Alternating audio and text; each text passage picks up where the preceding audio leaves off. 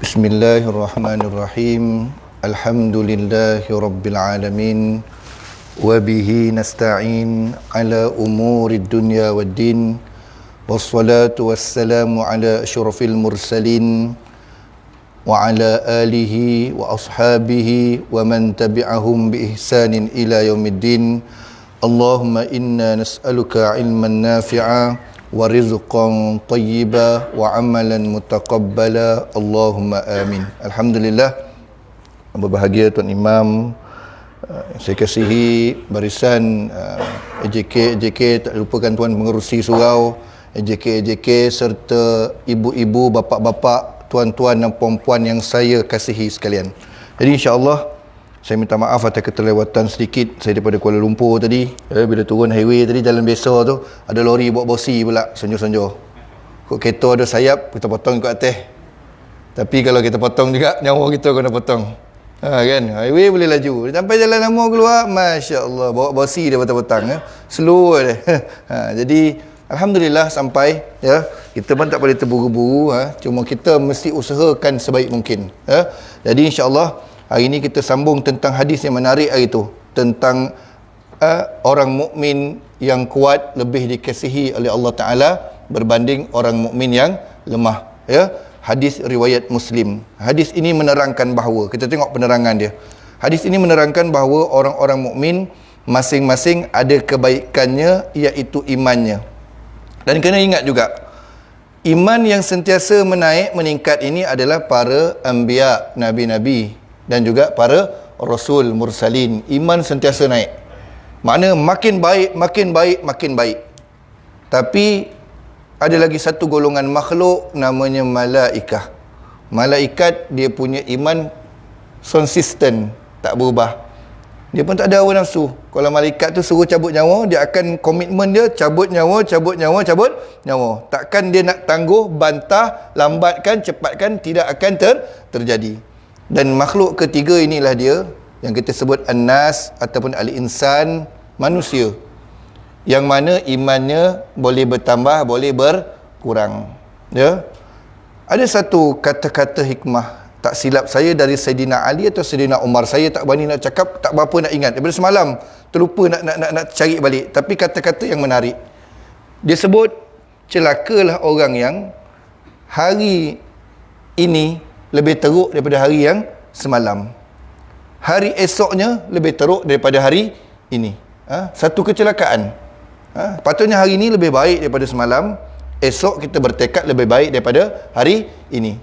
Tapi pasti kita manusia, iman bertambah, iman berkurang. Tandanya senang, tak payah tunggu buat jahat.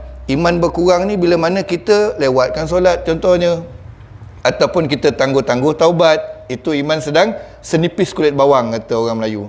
Tapi hari tu rajin, tangan ringan nak bantu orang, nak bagi sedekah ke orang, itu iman kita sedang menaik. Cara nak jaga dia, nak lock kunci dia, teruskan istiqamah buat kebaikan. Selebihnya serahkan pada Allah Ta'ala. Antara ciri-ciri kebaikan yang diterima oleh Allah Ta'ala, kita tidak ingat lagi, tak terfikir-fikir benda yang kita buat. Kadang-kadang kita bercerita, macam mana lah orang yang susah kita tolong tu. Semalam abang tolong, bagi dia teringat-teringat. Rasa dia lupakan terus. Itu cara nak buat amal kebaikan diterima oleh Allah Ta'ala. Okey, kat situ tentang iman.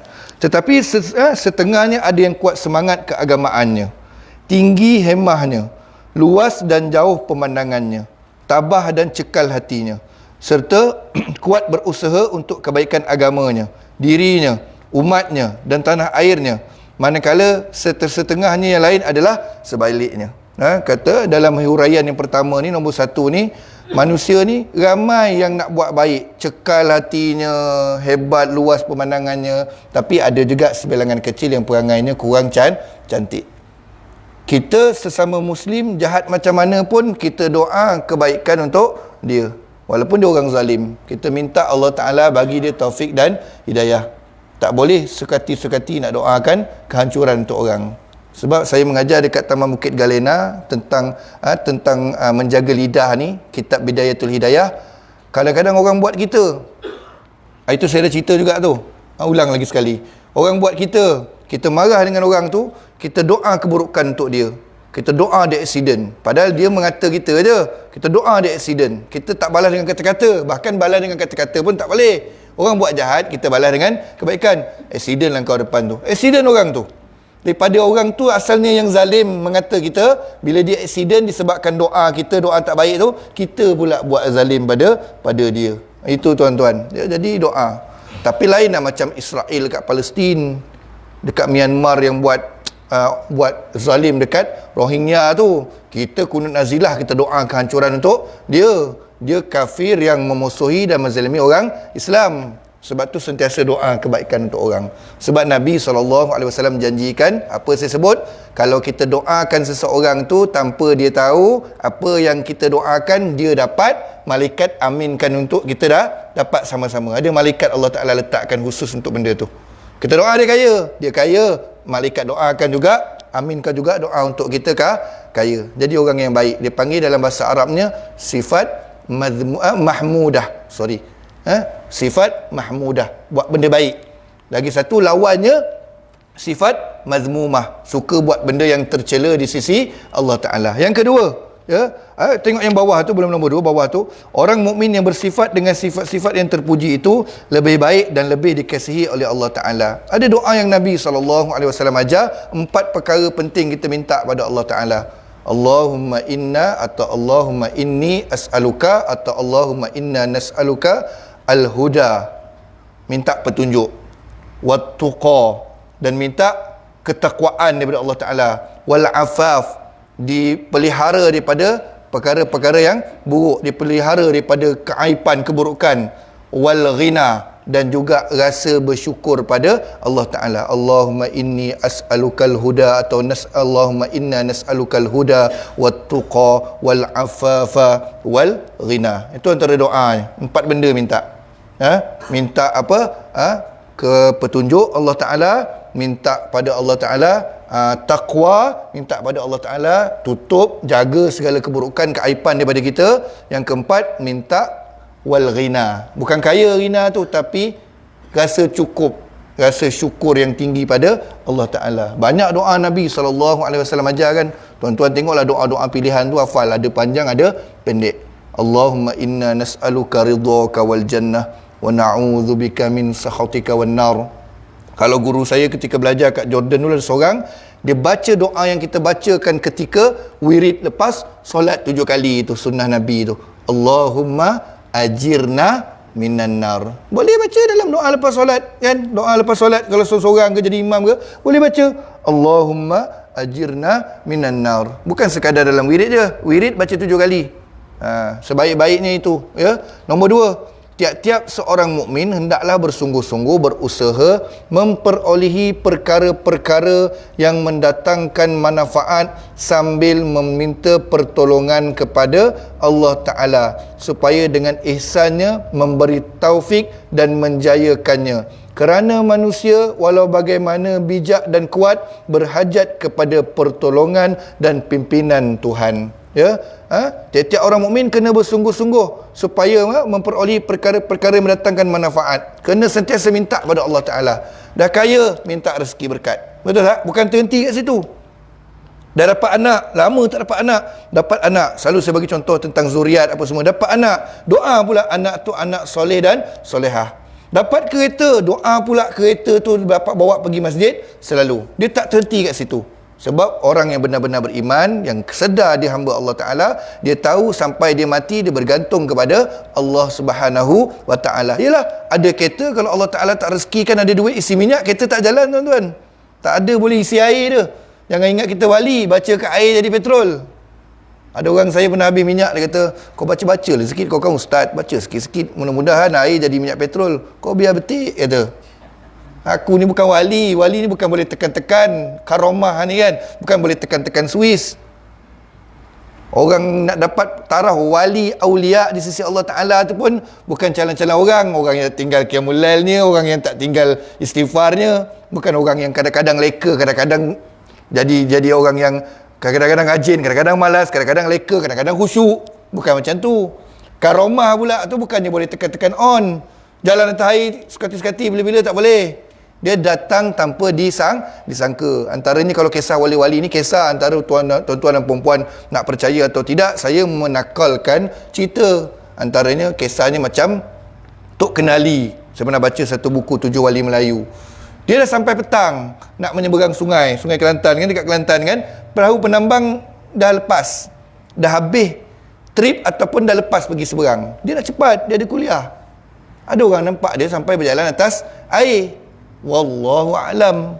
Kalau kisah Syekh Haji Ahmad, mufti pertama Negeri Sembilan, Syekh Ahmad ni, daripada kisah daripada anak-anak buah, anak-anak dia pernah kata dia pergi tolong rumah orang terbakar, baju dia basah, padam rumah orang terbakar, tapi tak ada rumah terbakar kat Rasah. Tapi ada orang masa tu pergi umrah ataupun pergi haji, masa tu Mekah ada kebakaran.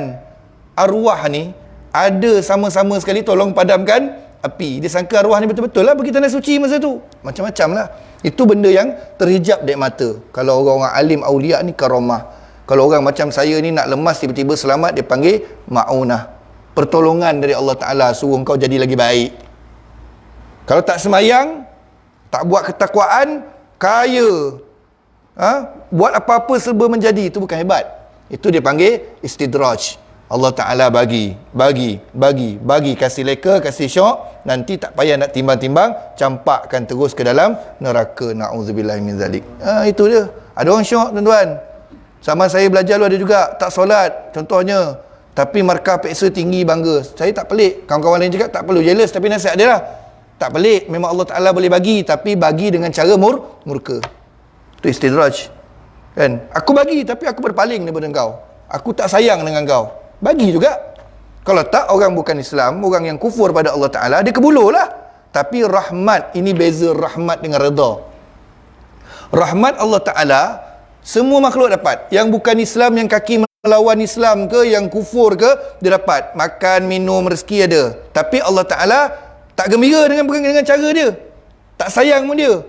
Tapi kita ni orang beriman dapat rahmat beserta redha dari Allah Ta'ala. Itu polisi yang berbeza. Allah Ta'ala bagi kita rezeki, Allah Ta'ala redha, gembira bagi kita rezeki. Ya, itu luasnya kuasa Allah Subhanahu wa Ta'ala. Jadi minta pada Allah Ta'ala. Sebab itu apa-apa dapat, kembalikan semula kepada empunyanya. Hatta dapat ujian pun kita sebut innalillah, masih ada nama Allah. Sesungguhnya kami ini milik Allah. Dapat benda yang contoh kita suka, alhamdulillah. Ada orang benda yang ujian mula sebut alhamdulillah, mengingatkan diri dia. Bezalah orangnya, tahap keimanannya. Subhanallah, kan, Allahu Akbar, takkan terlepas, ya. Jadi poin kedua ni tuan-tuan, kalau nak bagi faham dia, apa-apa perkara kita mesti berhajat kepada Allah Ta'ala. Janji Allah Ta'ala, kalau kau cari aku ni sangat dekat dengan kau.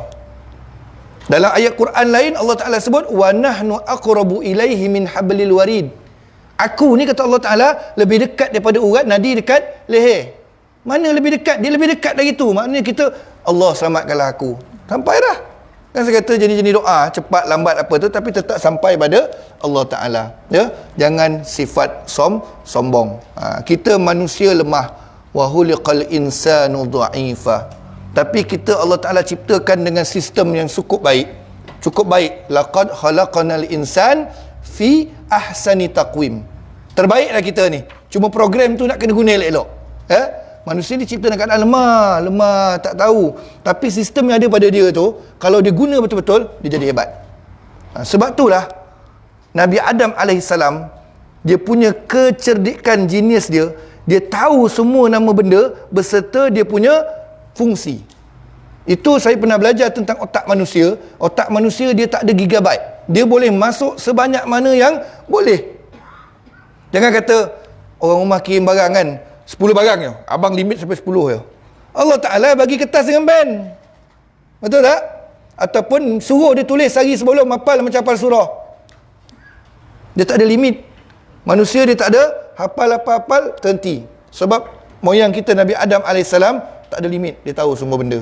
Jadi manusia ni muda sampai ketua, sampai mati, dia mampu belajar. Mampu hafal Quran. Saya pernah jumpa waktu saya sekolah dekat Saidia Senawang tu, ada seorang engineer. Dia anak dia tempat lain, tapi kata cerita ni dari guru saya, Allahyarham Ustaz Mohsin, adik Syekh Murtada, Syekh Mohsin pakar Quran. Dia cerita ada seorang lelaki ni umur 45 dah masa tu. Dia anak-anak dia semua sekolah tahfiz. Dia rasa terpanggil, rasa tercabar untuk hafal Quran juga. Tapi dia rasa macam aku dah lewat. Tapi bila dia tanya-tanya, tak ada apa istilah terlewat. Para sahabat pun masuk Islam dah tua pun boleh hafal Quran. Anak dah hafiz Quran, hafiz Quran. Dia hafiz Quran, tuan-tuan. Tak silap saya umur 45, umur 50 tahun baru habis lah. 50 lebih. Tapi mana tak ada mustahil kan? Sebab tu kadang-kadang kita dah tua, kita boleh hafal surah lagi. Tak boleh lah ustaz. Selagi tak nyanyuk, selagi tak lupa ataupun hilang kewarasan akal, masih ada lagi. Orang gila pun pergi ingat, tuan-tuan. Saya tak memang panggil gila, sakit otak. Dia kurang waras, ujian, kelebihan pada dia. Boleh hafal. Jadi tak ada. Sampai takat tu je tak. Manusia ni dia boleh pergi lagi. Ya, kemampuan manusia. Yang ketiga, tiap-tiap seorang mukmin tidaklah patut bersikap segan dan malas bekerja, dan hanya berangan-angan bahawa Tuhan akan menyampaikan maksudnya dengan alasan Tuhan amat berkuasa, padahal Tuhan telah tentukan bahawa sesuatu yang boleh diusahakan oleh manusia tidak akan berhasil, melainkan setelah diusahakan sebab atau jalan untuk mencapainya. Tentang rezeki, tuan-tuan. Contohnya tentang rezeki. Saya lupa nak cari tadi satu hadis Nabi SAW. Dia punya kisah dia, Nabi SAW menjadikan burung sebagai contoh manusia yang benar-benar beriman dan bertawakal pada Allah Ta'ala. Nabi menyatakan SAW kagumnya pada burung. Sebab apa? Burung ni, tuan-tuan, dia keluar pagi, dia tak tahu dia nak terbang pergi mana, betul tak? Dia bukan macam kita ada set nak pergi kerja, office, tak? Dan dia tak tahu berapa ratus, berapa ribu kilometer dia akan terbang sejauh mana. Tapi dia percaya yang mana akan ada makanan menanti untuk diri dia. Dia keluar dalam keadaan tempolok dia tu kosong, balik tempolok dia penuh. Jarang burung hampa, mesti dapat juga paling sedikit. Jadi hadis tu sebenarnya tentang tawakal burung, seekor burung kepada rezeki yang disediakan oleh Tuhannya. Tapi mesti usaha. Walau semayang sunat setiap masa pun, semayang sunat mutlak ke banyak-banyak ke, semayang duha 12 rakaat, tapi waktu bekerja tak keluar bekerja, gaji tetap kena potong. Takkan ada roti nak turun jatuh daripada langit, mesti bergerak. Cuma Allah Ta'ala dah janjikan setiap makhluk yang melata atas muka bumi ada rezeki yang telah ditentukan bagi mereka. Wa ma min dabbatin fil ardi illa 'alallahi rizquha. Dan setiap makhluk yang melata atas muka bumi ini ada rezeki mereka yang tertentu Allah Ta'ala sediakan. Tuan-tuan pergilah tanya, orang yang pungut kotak tepi jalan, pernah tak dia tak dapat kotak sehari? Mustahil. Cuma banyak atau sedikit. Orang cari tin, tak pernah tinnya kosong, guni bawa tin dia. Saya suka kalau malam-malam lewat tengok penuh guni dia tin. Allah Ta'ala tak pernah hampakan. Kucing pergi restoran, seorang sepak, seorang halau, mesti ada seorang yang akan campak juga ayam. Kalau kita makhluk yang berakal, khalifah atas muka bumi, kata tak apalah, rezeki tu milik Allah Ta'ala, tak payah usaha, maka silaplah kita. Nabi SAW pun suruh kita ikut tawakal burung. Tawakal yang usahanya sangat tinggi. Jadi tak boleh. Orang yang benar-benar beriman tidak boleh bersikap segan, malas, apatah lagi malas meminta pada Allah Ta'ala.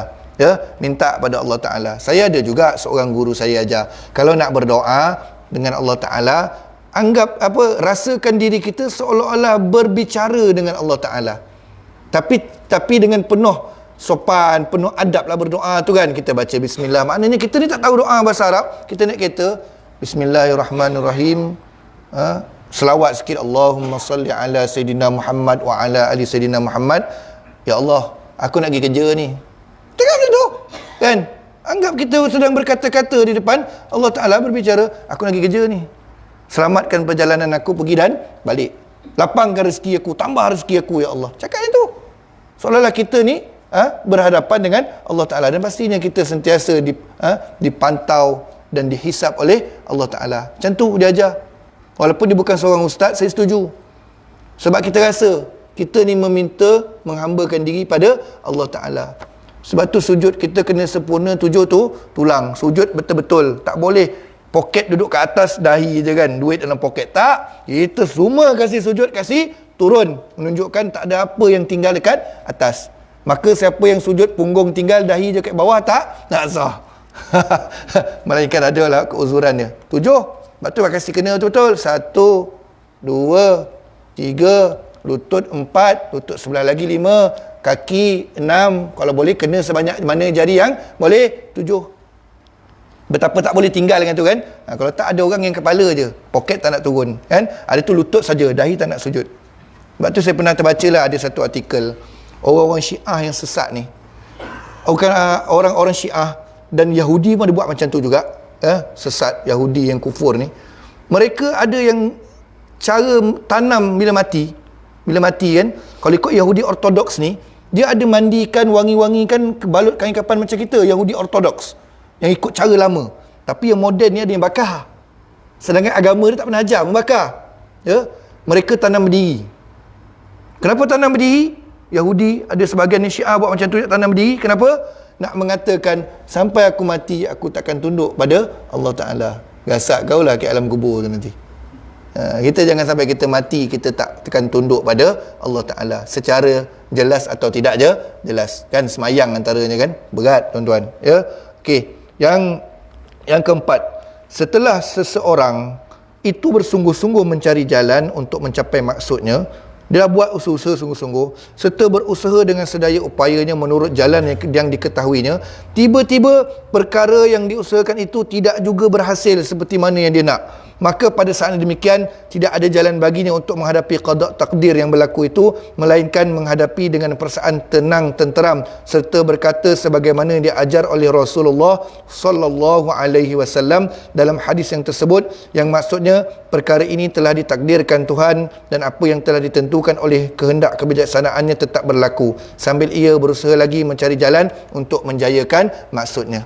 Kalau ada usaha dalam huraian yang keempat ni, usaha bermati-matian, habis-habisan, berdoa siang malam, usaha secara zahir, tak dapat juga, ketahuilah itu semua kehendak Allah Subhanahu wa Ta'ala. Tapi pengarang kata, jangan kita berputus asa. Kalau bukan hari ni, besok dapat. Kalau bukan besok, lusa. Betul tak? Kalau bukan lusa, tahun depan mesti dapat. Kalau orang yang berusaha. Tapi tak boleh salahkan takdir. Tak dapat pula. Ada orang dah berusaha salahkan takdir, tak boleh. Kerana itulah kebijaksanaan Allah Ta'ala. Dan kita kena ingat, harus bagi Allah Ta'ala, harus bagi Allah Ta'ala untuk mengadakan atau tidak mengadakan sesuatu. Dia lebih tahu, wallahu ya'lamu wa antum la ta'lamun. Dan Allah Ta'ala tu mengetahui, sedang kamu semua banyak benda lagi tak tahu. Mungkin kalau bagi hari ni, duit tu habis cepat. Rezeki tu datang minggu depan, lambat sikit habis. Rezeki anak mungkin tak dapat sekarang, mungkin belum cukup bersedia. Allah Ta'ala tahulah hamba dia. Dia bagi lagi 5 tahun, kewangan dah kukuh kan, dah matang baru dapat anak. Ada orang tuan-tuan 5-6 tahun kahwin baru dapat anak, walaupun usaha siang dan malam. Allah lebih tahu isi hati hamba-hambanya. Caranya satu perkataan yang selalu saya sebut, redha. Tapi bukan putus asa. Kalau putus asa bukan redha, pasrah. Alah, tak boleh dah, itu pasrah. Tak boleh dah. Nak buat macam mana, tak boleh. Kalau orang redha, alhamdulillah, takat ni dia Allah Ta'ala izinkan sekarang, tapi aku mesti usaha lagi. Orang KFC tahu kena sandas, pakcik rambut putih, janggut putih tu kan, dia berapa ribu kali dia jual resepi KFC dia tu, tapi masuk ke 1001 kali tu, baru resepi KFC ni, Kentucky Fried Chicken ni, orang ambil, beli resepi tu dan franchisekan ataupun jadikan dia resepi ayam goreng. Kalau dia berhenti berusaha di saat ke 999 contohnya, maka tak sampailah. Tu orang bukan Islam tu, usaha kan. Bukan kali ke 90, kali ke 99 mungkin. Sebab itu Nabi SAW, dia dah tunjuk kat kita dulu. Betul tak? Dia tak pernah putus asa baginda Nabi SAW. Cuba pergi jumpa pembesar Quraisy, dakwah. Antara paling besar sekali saya suka kongsikan tentang penduduk kota Taif. Penduduk kota Taif, Kalau dia tak sabar, sekarang tak jumpalah orang yang penduduk kota Taif, kerana gunung telah menimpa mereka, hancur seperti kaum Nabi Lut alaihi salam. Malaikat offer. Dia orang tak tahu, dia tak kenal aku lagi. Aku tak terkenal, kata Nabi SAW. Tak kenal aku ni. Dia tak kenal aku siapa, dia tak faham lagi. Tak apalah, satu hari nanti mesti mereka akan tunduk beriman pada Allah Ta'ala dan Rasulnya. Betul. Sekarang ni penduduk kota Taif 100% orang beriman, orang Muslim. Lahirnya Abu Hurairah radhiyallahu an, sahabat yang hebat pun daripada kota Taif kalau ikut sejarahnya. Kena sabar. Ya, bukan kali pertama, kedua, mungkin kali ke-99. Kalau dah buat 1000 kali, Ustaz, mungkin 1001. Saya tak sukalah bagi contoh macam tu, tapi memang saya suka tengok usahawan-usahawan terkenal walaupun bukan Islam, berapa kali dia mencuba untuk jadi seorang yang hebat. Tanyalah Tan Sri Said Mukhtar Bukhari ke, adakah dia bisnes kali pertama terus jadi? No. Fa idza azamta fatawakkal 'ala Allah. Kalau kamu dah berazam, jikalau kamu dah berazam, maka bertawakallah pada Allah Ta'ala. Dan yang keempat ni tuan-tuan, saya pernah pergi satu kuliah, ustaz ni terangkan tentang tawakal pada Allah Ta'ala ni kan, usaha habis-habisan, lepas tu kita serah pada Allah Ta'ala. Kalau tak boleh esok kita tambah lagi kekuatan dia. Contoh pergi masjid, dia kata. Dia bagi contoh pergi masjid dan surau, sebab mengajar kat surau. Dia kata tawakal ni tak sampai maqam tawakal ni, betul-betul level tawakal betul. Dia bagi contoh parking kereta. Ada orang pergi masjid, dia parking kereta, kalau boleh nak parking tempat imam pun sapunya, tempat penceramah pun sapunya, nak depan-depan pintu supaya kereta tak bercalar, tak kena pecah. Parking kerana bergaduh tu. Siapa suruh ustaz datang lambat? Kawan saya pernah kena. Dah lah hujan, basah, masuk-masuk, sebab tak dapat parking dalam, dia parking luar, masuk-masuk kena marah pula dengan punya kereta. Siapa suruh datang lambat? 5 minit je. Dia sampai dulu, tengok kosong, dia masuk. Parking depan, kata ustaz ni. Dah parking, pintu tutup. Dah tutup pintu, kunci pula pintu kereta. Kan? Beg duit dah simpan dalam dashboard. Lepas tu siap bayar pula budak ajar tak semayang. Dia nampak budak-budak kecil kat luar, lepas tu ajak semayang. Dia bagi RM2 seorang, tolong tengokkan kereta atuk ya, dia kata. Dia suruh pula jaga kereta baru dia. Kalau ada orang cala kan bagi tahu, dia kata. Ya? Semayang pula, cari pot dekat tepi pintu, cermin. Yang jenis je ni, senang pantau kereta belum sampai tawakal, tuan-tuan. Dia dah kunci pintu, dia dah parking depan-depan, dia dah upah, sampai dia upah pula budak ajar tak semayang, itu belum tawakal lagi. Sedangkan kita dah kunci pintu kereta, kita dah parking di tempat yang disediakan, terang, kita dah tutup pintu, kunci pintu, kemudian kita semayanglah dengan tenang kerana kita telah berusaha, serahkan pada Allah Ta'ala. Kalau orang pecahkan kereta juga, mungkin kita kena usaha lebih lepas ni, pasang alam lebih lagi ke, Allah Ta'ala bagi tahu usaha kau tak cukup lagi. Jangan sampai macam tu. Semayang tak tenang fikir kereta, semayang tak tenang fikir makanan, ada kuih favourite kat luar, takut habis. Ada orang macam tu, dia pergi ambil wudu, oh sedap pula kuih ni, kata kuih kasui lama tak rasa, dia kata seri muka, kata kari pap, gurau je. Semayang isyak kat tepi pintu dia, takut rezeki tu tak sampai dekat dia. Rezeki ni tuan-tuan, kalau nak sampai dalam mulut bukan rezeki, kuih tu jatuh tak tuan-tuan? Jatuh, kau usahalah macam mana pun. Semayang je lah. Kadang kalau nak pun doa, keluarlah awal sikit, beratur paling depan sekali dengan budak-budak pun tak apalah. Jangan sampai tak aman berada di tempat nak menghadap Allah Subhanahu wa Ta'ala. Yang kelima, ya, jadi tu saya guna satu perkataan untuk nombor 4 ni, redha. Redha, usaha lagi. Jangan pasrah. Dulu saya kena marah dengan ustaz saya. Kau guna pasrah ni, kau tahu tak, tak sama dengan redha. Pasrah ni, dia nak, bila tak dapat, tak apalah, lepas tu dia berhenti. Redha ni, dia belum buat pun dia dah redha. Aku ni bertunang dengan orang ni, kalau andai tak jadi pun, aku redha, tu ketentuan. Jadi sukalah, dia kata kan. Ada orang, aku mesti dapatkan juga perempuan ni. Bertunang mesti sampai kahwin. Bila tak dapat, pasrah. Pasal tak? Dia rasa terpaksa untuk terima benda tu. Orang redha, aku dah usaha ni, moga terjalinnya baik dengan pertunangan setahun ni, apa jadi pun ketentuan Allah Ta'ala, aku akan jaga baik-baik, contohnya. Awal hati dah lapang lah. Orang yang redha, hatinya lapang sebelum, lapang ketika, lapang selepas. Orang yang pasrah, macam cerita Awi dulu, pasrah, si ada lagu tu, sebelum membara, tengah-tengah membara, tu kadang-kadang 50-50, akhirnya lemah. Hatinya tidak lapang. Yang akan kembali pada Allah Ta'ala hati yang lapang, tuan-tuan. Tu Imam beberapa masjid gunakan ayat Quran tu. Yaumala yanfa'u malun wala banun illa man atallaha biqalbin salim. Pada hari yang anak pinak ke, harta benda ke, tak bagi manfaat untuk engkau. Illa, kecuali, melainkan man atallaha biqalbin salim, yang kembali pada Tuhannya dengan hati qalbun salim, hati yang sejahtera ni lah. Hati yang redha dengan ketentuan Allah Ta'ala, hati yang redha dengan apa yang Allah Ta'ala bagi, hati yang sentiasa usaha tak berhenti-henti dia sampai pada Allah Ta'ala. Qalbun salim, nama kitab Qalbun Salim pun ada juga. Hati kena sejahtera tuan-tuan, walaupun tak kaya tak apa, nak kembali pada Allah Ta'ala tu hati mesti cantik boleh kembali. Kalau ni pun tak ada, macam mana nak kembali pada Allah Ta'ala dalam keadaan yang baik? Hati yang sejahtera. Sejahtera ni lah tenang, jangan ikut cakap orang, ya. Tak handsome tak apa, janji kaya, tak apalah, kaya-kaya lah, tapi kaya yang tenang jiwanya, ya. Itu wattuqa wal afafa wal ghina, minta rasa cukup dalam hati kita. Yang kelima tuan-tuan, perkataan kalau, yang bahasa Arabnya lam dengan waw, lau, yang saya sebut itu, jangan disebut oleh seseorang yang telah gagal daripada mencapai maksudnya atau mengalami kerugian, kata penulis kitab. Kerana perkataan kalau sebagaimana yang diterangkan oleh Rasulullah sallallahu alaihi wasallam akan membuka jalan kepada hasutan syaitan, yakni akan menjadikan orang itu resah gelisah, duka nestapa dan tidak redha kepada, guna perkataan redha tu pengarang, ya, tidak redha kepada qada takdir Tuhan yang maha bijaksana, ya. Tak boleh, kalaulah aku tak pilih ni tak jadi macam tu. Seolah-olah bahasa Inggerisnya, bahasa Jawanya regret, kita kecewa pula dengan ketentuan Allah Ta'ala. Kadang-kadang Allah Ta'ala juga ada ketikanya dia bagi atas usaha kita. Usaha kita tak cukup lagi, banyak tu je lah dapat. Ada orang usahanya maksimum dah, Allah Ta'ala bagi, tak bagi seperti mana yang sepatutnya, sebab dijanjikan digantikan dengan yang lebih baik, itu pasti, ya. Tak boleh kalau.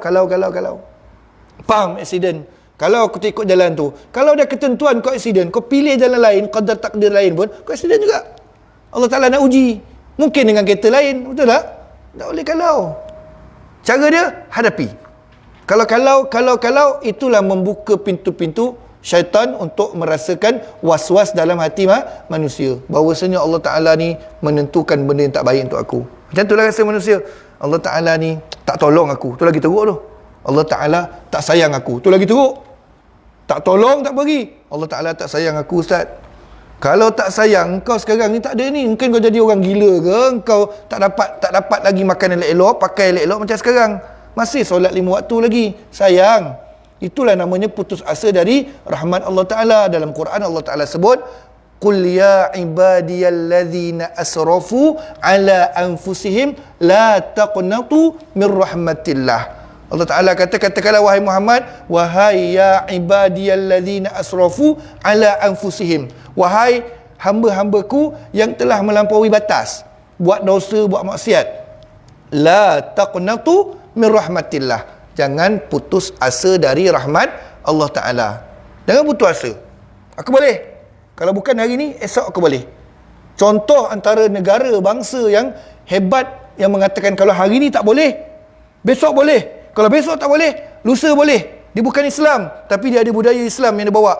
Negara mana? Jepun dan Korea. Kenal Jepun dan Korea? Jepun dan Korea ni tahun 2002, dia, dua negara ni berjaya combine jadi tuan rumah World Cup. Korea sampai semifinal, betul tak? Korean and Japan, bila Malaysia nak jadi World Cup tuan rumah ni. Marah pula kerang. Tan Cheng Ho orang. Jadi tuan rumah. Itu bola. Dulu, saya tanya ayah saya lah, saya ni tak hidup zaman tu. Dulu Korea, Jepun ni, kentut dia Malaysia aja bola sepak ranking. Betul tak bapak-bapak semua? Tapi tahun 2002, dia dah jauh ke depan daripada kita. Sekarang jauh lah. Apa yang saya terima, saya dapat cerita daripada salah seorang guru saya tentang budaya Jepun dan Korea membangunkan negara mereka. Orang Jepun, dia ada kereta yang terkenal, apa dia? Tahun 2018, 2017, kereta import paling laku kat Malaysia. Dia nama Honda Hash. Betul tak? Korea kata, saudara kita ni ada satu rumpun lah tu. Korea dengan Jepun ni satu rumpun, bahasa je lain. Tok nenek moyang ni sama, rumpun nak dekat-dekat tu. Dia kata tak boleh jadi ni. Honda dah ke depan daripada kita. Kita mesti paling kurang sama atau satu hari nanti lebih daripada mereka. Kita kena fikirkan nak buat macam mana jenama kereta ke apa, kita kena buat. Kalau bukan hari ni, esok. Kalau bukan esok, lusa, kata orang Korea. Apa mereka buat? Ya, jenama tu sekarang sedang bergerak megah di atas jalan. Di antara kelebihan dia, elektronik dia. Jenamanya Hyundai. Orang sebut Hyundai. Dia nak saing Honda, tuan-tuan. Kau ada Honda, kami ada Hyundai. Kau hais tegak, kami hais sengit. Buat tak? Buat. Kalau bukan hari ni, esok. Kalau bukan esok, lusa. Kalau bukan lusa, tulat. Dan akan datang. Sayangnya dia tidak beriman pada Allah Ta'ala. Dia ada budaya tu. Ya. Saya ingat lagi kata-kata guru saya setiap kali, Ustaz Mohsin masa sekolah tahfiz dulu, nak naikkan semangat budak dia, dia cerita pasal Tunku Abdul Rahman. Dia dikunjungi oleh Korea Selatan punya presiden atau Perdana Menteri, wallahu alam, datang jumpa Tunku Abdul Rahman. Tunku Abdul Rahman ni dekat office dia, dekat belakang ada khat Al-Quran, surah Ar-Ra'du. Innallaha la yughayyiru ma biqaumin hatta yughayyiru ma bi anfusihim. Sesungguhnya Allah Ta'ala tidak akan mengubah nasib sesuatu kaum melainkan mereka mengubah nasib mereka sendiri. Kita yang baru kena usaha ubah diri kita. Dia tanya, wahai Tunku Abdul Rahman, dia cakap bahasa Inggeris tu, apa tulisan kat belakang tu? Mesti special sebab kau letak dia tinggi dan dalam office kau. Mesti diulang-ulang Ustaz Mohsin cerita ni, Allah yarham. Kata Tunku Abdul Rahman ni bukan kata-kata iman, bukan apa, inilah pegangan kami Al-Quran. Kalamullah, kata-kata Tuhan kami. Tak adalah masuk Islam dah. Korea punya Perdana Menteri Presiden tu. Cuma dia kata, Tunku Abdul Rahman, boleh tak aku nak pinjam kata-kata ni, nak jadikan satu quote, satu kata-kata semangat, bawa balik negara aku, jadikan budaya kerja. Masa tu Korea ke belakang daripada kita tau. Datang jumpa Perdana Menteri pertama Malaysia, nak minta nasihat, nak majukan negara. Sekarang tengoklah tuan-tuan, dari segi kerosakan pun dia maju daripada kita lah. K-pop ni masuk, habis anak-anak Melayu semua, tapi dia ke depan daripada kita.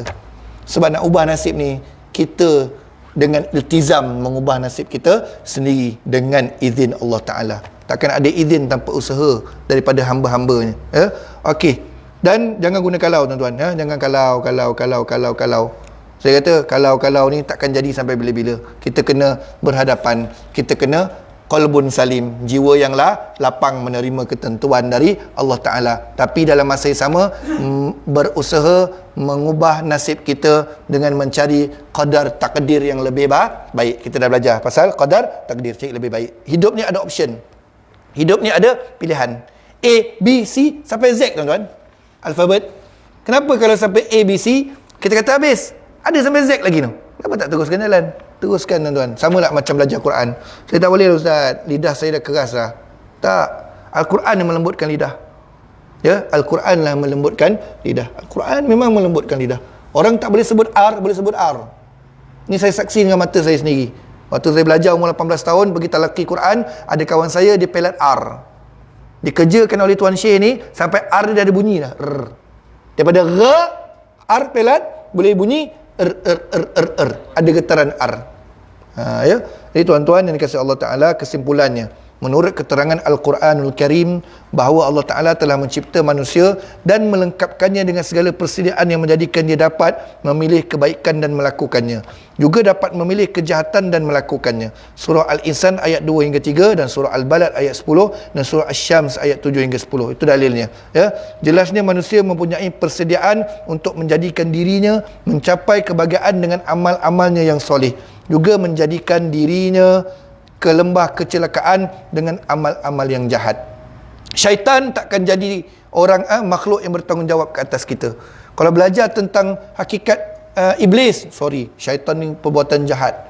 Syaitan ni manusia ada. Manusia yang melakukan benda-benda jahat tu, melakukan kerja syaitan, syaitan perbuatan jahat. Sebab itulah minal jinnati wan nas. Iblis ni jin yang jahat. Yang buat perbuatan jahat, bisik benda tak baik ni syaitan. Syaitan ada dari kalangan manusia, ada dari kalangan jin. Dua-dua ada wakil dia. Buat kerja jahat, bisikkan benda yang jahat. Sebab tu orang kita kadang-kadang marah sebut setan punya perangai, maksudnya benda jahat. Tapi jangan guna. Kojo mensetankan orang aja. Tak puas hati kereta parking setan, politik pun setan ni orang. Tak puas hati dalam organisasi setan, la ilaha illallah.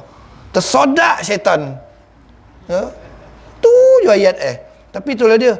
Allazi yuwaswisu fi sudurin nas minal jin nati wan nas.